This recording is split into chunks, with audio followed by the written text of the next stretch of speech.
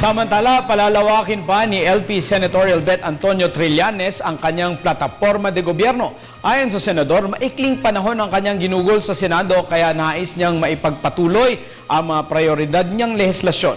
Narito naman ang report ni Jackie Sai. Pinanindigan ni Senador Antonio Trillanes ang kanyang plataporma ukol sa seguridad ng bansa. Anya, hindi pa daw sapat ang panahong ginugol ng senador kaya naman nais pa niya ipagpatuloy at palawakin ang sakop ng kanyang mga plataporma.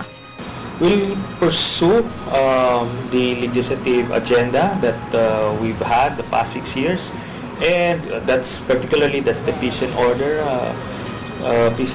anti-corruption and anti-poverty, and we have branched out during the latter part of my first term. We've branched out to the other areas of governance as well, like healthcare, education, energy, agriculture, labor, and civil service reform. So practically covering all areas of governance. Dagdag pa rito, hindi siya lalabag sa batas na inilunsad ng COMELEC ngayong eleksyon.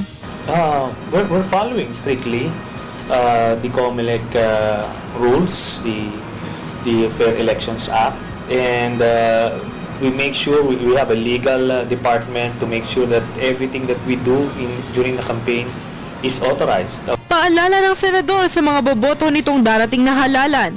Pag-aralan daw at siguraduhin karapat-dapat ng mga kandidatong pipiliin para maglingkod sa bayan. These coming elections, I encourage the public to choose their leaders well. You study them, you research on their capabilities and their agenda.